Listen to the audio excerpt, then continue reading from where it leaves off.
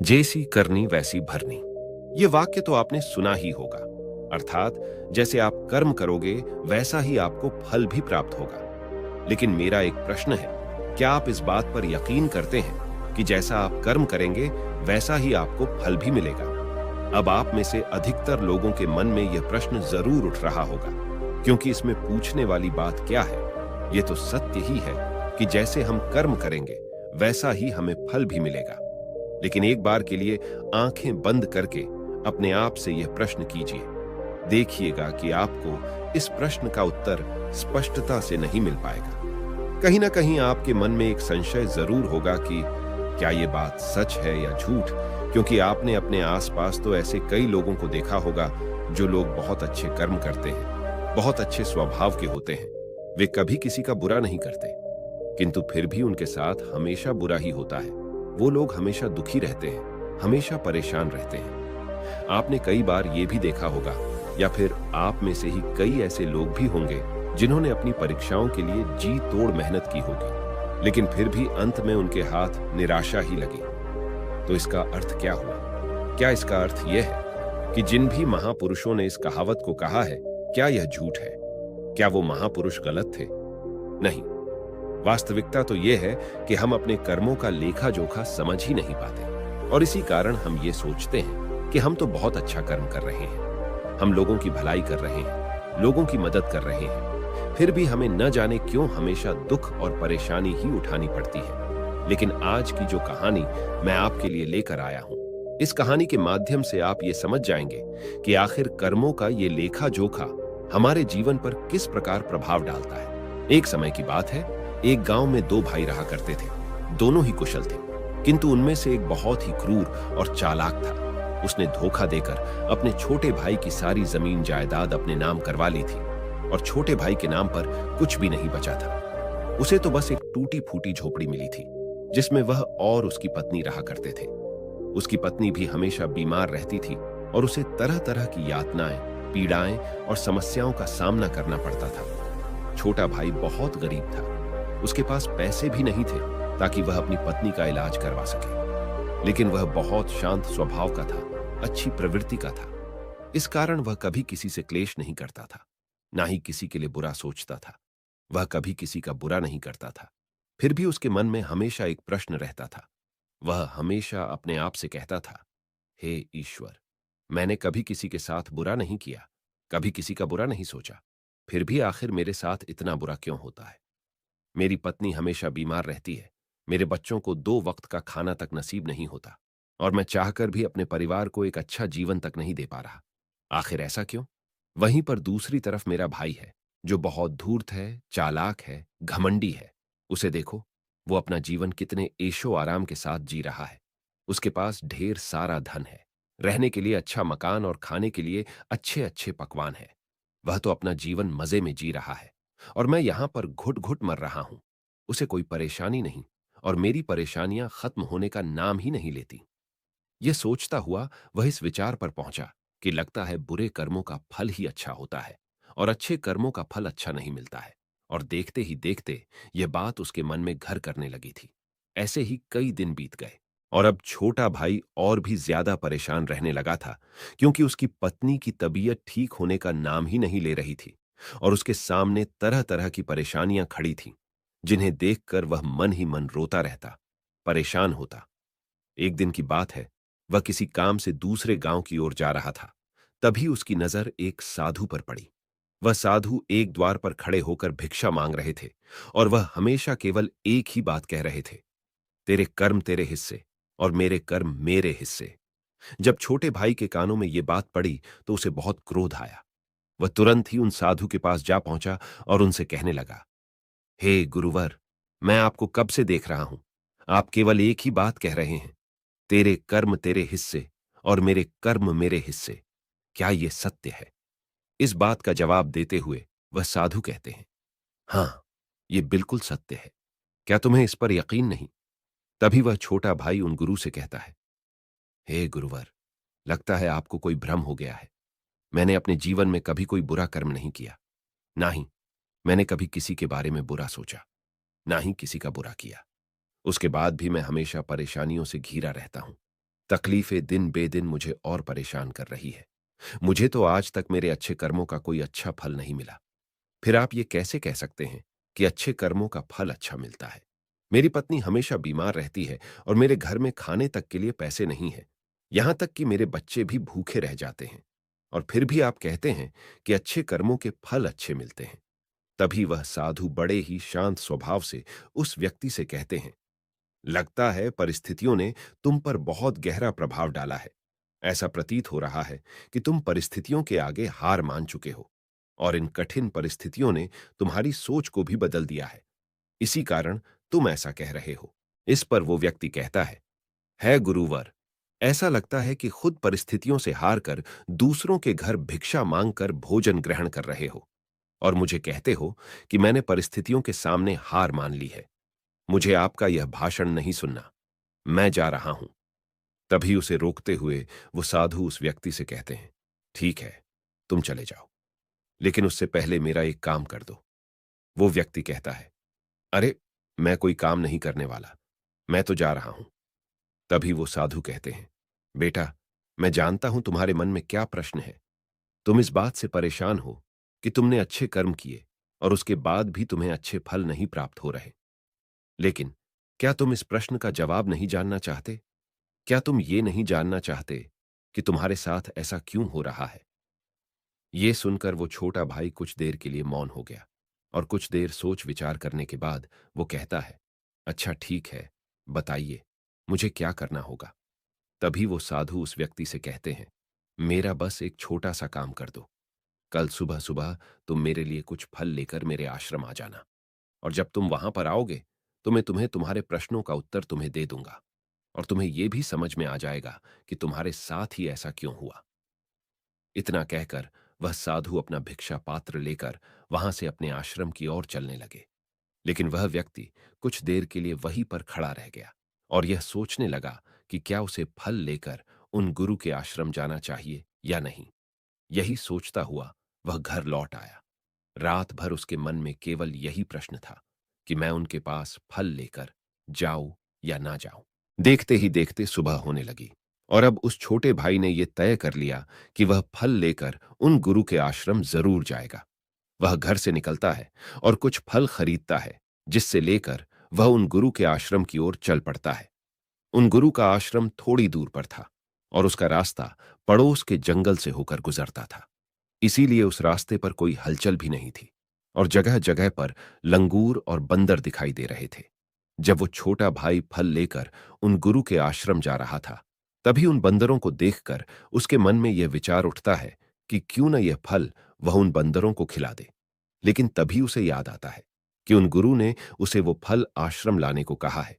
इसीलिए वह जैसे तैसे अपने मन को मनाकर उन गुरु के आश्रम की ओर चल पड़ता है और देखते ही देखते कुछ देर में वह उन गुरु के आश्रम पहुंच जाता है। वह उन्हें प्रणाम करके उनसे कहता है, ये देखिए, मैं आ गया और जैसा कि आपने कहा था कुछ फल लाने के लिए वो भी मैं लेकर आया हूं। अब तो मुझे बता दीजिए कि आखिर मेरे साथ ही ऐसा क्यों होता है। तभी वह साधु मुस्कुराते हुए उस व्यक्ति से कहते हैं, बताता हूं, बताता हूं, लेकिन उससे पहले तुम मेरे एक प्रश्न का उत्तर दो। तभी वह व्यक्ति कहता है, कौन सा प्रश्न? तभी वह साधु कहते हैं, जब तुम मेरे आश्रम की ओर आ रहे थे और तुम्हारे मन में जब यह विचार उठा कि तुम यह फल उन बंदरों को खिला दो, तो तुमने ऐसा क्यों नहीं किया? यह सुनकर वो व्यक्ति बड़ा आश्चर्यचकित हुआ। उसे यह समझ ही नहीं आ रहा था कि आखिर जो विचार उसके मन में उठा था वो उन साधु को कैसे पता चला। तभी वह व्यक्ति दोनों हाथ जोड़कर उन साधु से कहता है, गुरुवर, ये बात तो मेरे मन में थी, किंतु आपको कैसे पता चली कि मैं बंदरों को फल खिलाना चाहता था? तभी वह साधु मुस्कुराते हुए उस व्यक्ति से कहते हैं, बेटा, जरूरी ये नहीं कि मुझे ये बात कैसे पता चली, जरूरी तो ये है कि तुमने उन बंदरों को ये फल क्यों नहीं खिलाया। वो व्यक्ति कुछ देर के लिए सोच में पड़ गया और उसने हड़बड़ाते हुए उन साधु को जवाब दिया कि क्योंकि आपने मुझे ए फल आपके पास लाने के लिए कहा था। तभी वह साधु उस व्यक्ति से कहते हैं, बेटा, जिस तरह से एक बछड़ा हजारों गायों में भी अपनी मां को ढूंढ ही लेता है, ठीक उसी प्रकार कर्मकर्ता को ढूंढ ही निकालता है। जैसे कि यह कर्म मेरे हाथों से ही लिखा था कि मैं ही इन बंदरों को ये फल खिलाऊंगा, इसलिए तुम ये फल उन बंदरों को ना खिला सके, और यह फल तुम मेरे पास लेकर आए। इतना कहकर उन साधु ने वह फल उन बंदरों को खिलाना शुरू कर दिया। लेकिन वह व्यक्ति अब तक उन साधु की बात का मतलब नहीं समझ पाया था। वह उन साधु से कहता है, हे गुरुवर, आप क्या कहना चाहते हैं? मुझे आपकी बात कुछ समझ नहीं आई। कृपया करके मुझे साफ और स्पष्ट तौर पर समझाएं। तभी वह साधु मुस्कुराने लगे और उस व्यक्ति से कहते हैं, हम मनुष्यों को हमेशा से यही लगता है कि हम ही करता है और हम ही कर्म करते हैं, लेकिन वास्तविकता तो कुछ और है। यहां पर समझने वाली बात यह है कि कर्म हमारा चुनाव खुद करता है। हम कर्म का चुनाव नहीं करते। यदि आप किसी काम को करने के योग्य हैं, तो कर्म आपको लाखों लोगों की भीड़ में से भी ढूंढ कर निकाल ही लेगा। इसीलिए जरूरी यह है कि कर्म करने पर नहीं, बल्कि योग्य बनने पर ध्यान दो। यदि तुम्हारा पूरा ध्यान केवल कर्म करने पर होगा, तो तुम कभी भी योग्य नहीं बन पाओगे और कभी भी कर्म तुम्हारा चुनाव ही नहीं करेगा। इस पर वो व्यक्ति कहता है, हे गुरुवर, योग्य बनने से आपका क्या मतलब है? आपका कहना है कि क्या मैं अपने परिवार का पालन पोषण नहीं कर सकता? तभी वह साधु उस व्यक्ति से कहते हैं, नहीं नहीं, मेरे कहने का अर्थ ये नहीं है।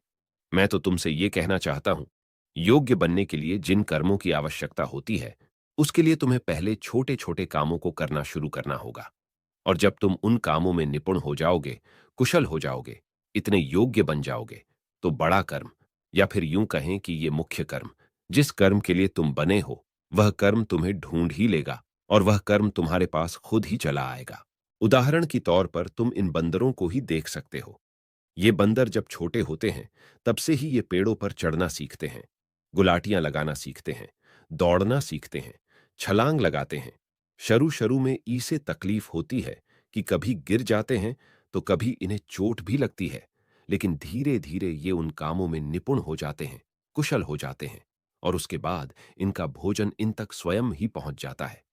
इसीलिए अपनी रोजमर्रा की जिंदगी में भी छोटे छोटे कर्म करते रहो, तो बड़ा कर्म तुम तक खुद चला आएगा और तुम किसी भी बड़े लक्ष्य को प्राप्त कर सकोगे। आगे वह साधु उस व्यक्ति से कहते हैं, और यदि तुम योग्य बनने के लिए कर्म करोगे ही नहीं, तो दूसरे लोगों के कर्म भी तुम पर हावी होने लगेंगे, तुम्हारे जीवन को प्रभावित करने लगेंगे। उदाहरण के लिए तुम्हारी पत्नी को ही ले लो।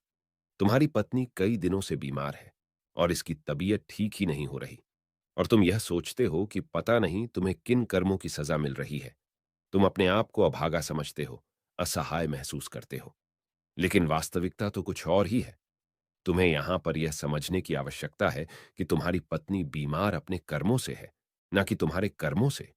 हो सकता है कि तुम्हारी पत्नी ने अतीत में ऐसा कोई कर्म किया हो जिसकी सजा वो आज भुगत रही है, और तुम्हारी पत्नी के कर्मों के कारण ही तुम्हें भी दुख झेलना पड़ रहा है, तकलीफें उठानी पड़ रही है, परेशानियों का सामना करना पड़ रहा है। और यही कारण है कि अधिकांशतर लोग अपने परिवार के कारण, अपने बच्चों के कारण तरह तरह के दुख झेलते रहते हैं, तरह तरह की परेशानियों का सामना करते रहते हैं। किंतु तुम्हें यहां पर यह समझने की आवश्यकता है कि यदि तुम इस योग्य होते, तुम्हारे पास इतने पैसे होते, तो तुम अपनी पत्नी का इलाज करवा पाते। और तो और ये भी हो सकता था, यदि तुम इस योग्य होते, तो तुम्हारा विवाह किसी दूसरी स्त्री के साथ हुआ होता, जो स्वस्थ होती। लेकिन तुम उस योग्य थे ही नहीं, और यही कारण है कि तुम अपनी पत्नी के कारण आज दुखों में डूबे हुए हो। किंतु अब तक कुछ भी नहीं बिगड़ा। यदि तुम अब भी योग्य बन जाओ, तो दूसरों के कर्म तुम्हें कभी भी प्रभावित नहीं कर पाएंगे। आगे वह सन्यासी उस युवक को चेतावनी देते हुए कहते हैं, मेरी एक बात हमेशा याद रखना, तुम्हें वह नहीं मिलता जो तुम चाहते हो, बल्कि तुम्हें वह मिलता है जिसके तुम योग्य हो। इसलिए कर्म करने से ज्यादा योग्य बनने पर ध्यान दो। अपनी योग्यता बढ़ाओ। केवल कर्म का फल पाने के लिए कर्म मत करो, और फिर तुम कभी भी इन परेशानियों से निकल नहीं पाओगे। तभी वह व्यक्ति उस साधु के सामने दोनों हाथ जोड़कर उनसे कहता है, हे गुरुवर, आप हमेशा योग्य बनने की बातें कर रहे हैं, किंतु आप ये नहीं बता रहे हैं कि मैं अपनी योग्यता को किस तरह से बढ़ाऊं, ताकि मेरा मुख्य कर्म मुझे ढूंढ ले। तभी वह साधु उस व्यक्ति से कहते हैं, ये तो बड़ा ही सरल है, फिर भी लोगों के लिए ये बहुत कठिन हो जाता है। सबसे पहला उपाय यह है कि जो भी कर्म तुम कर रहे हो, उस कर्म को कर कर भूल जाओ।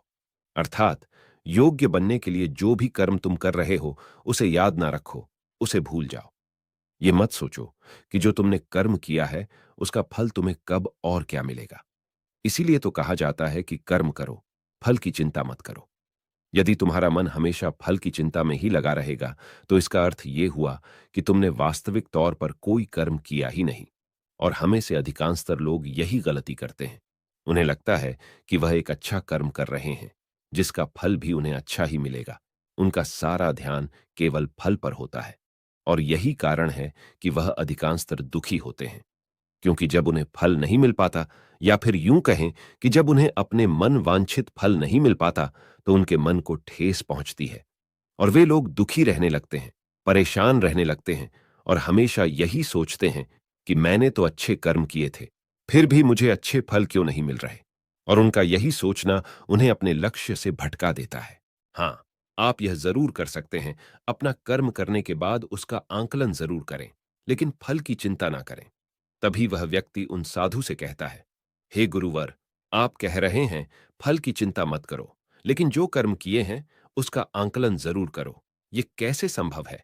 तभी वह साधु बड़े ही शांत स्वभाव से उस व्यक्ति से कहते हैं, भंते, जब तुम कोई कर्म करते हो तो तुम्हारे मन में हमेशा फल की चिंता होती है, जबकि तुम्हारे मन में फल की चिंता ना होकर ये चिंता होनी चाहिए कि जो भी कर्म मैंने किए हैं, क्या उस कर्म में मैंने अपना 100% दिया है या नहीं। जब मैं वह काम कर रहा था तो मेरा ध्यान पूरी तरह से उस काम पर था या नहीं, कहीं मेरा ध्यान भटक तो नहीं रहा था। यदि तुम इन चीजों पर विचार करोगे या प्रश्न खुद से करोगे, तभी वास्तविक तौर पर तुम खुद का आंकलन कर पाओगे।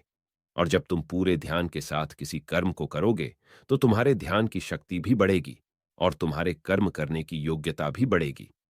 किंतु यदि तुम यह सोचते हो कि तुम्हें तो केवल कर्म करना है और केवल यही सोचकर तुम कर्म करते चले जाओगे, तो तुम्हें कर्म का फल कभी प्राप्त नहीं होगा और ना ही तुम कभी योग्य बन पाओगे। इसलिए कर्म करने के बाद आंकलन जरूर करो। ये देखो कि जब तुम वो काम कर रहे थे, तो तुम्हारा ध्यान, तुम्हारा शरीर, तुम्हारा मन पूरी तरह से उस कार्य पर था या नहीं। तभी वो व्यक्ति एक बार फिर उन साधु से प्रश्न करता है और कहता है, हे गुरुवर, आप सही कहते हैं कि जब भी हम कोई कर्म कर रहे हों, हमारा पूरा ध्यान उस कर्म पर होना चाहिए। लेकिन मैं जब भी कोई कर्म करता हूं, तो मेरे मन में तरह तरह के विचार चल रहे होते हैं। मेरा मन विचारों से ग्रसित होता है और तरह तरह की बातें सोचने लगता है। तो ऐसे में मैं अपने मन को किस तरह से केवल एक ही कर्म पर टिका सकता हूं? क्या इसका कोई उपाय है?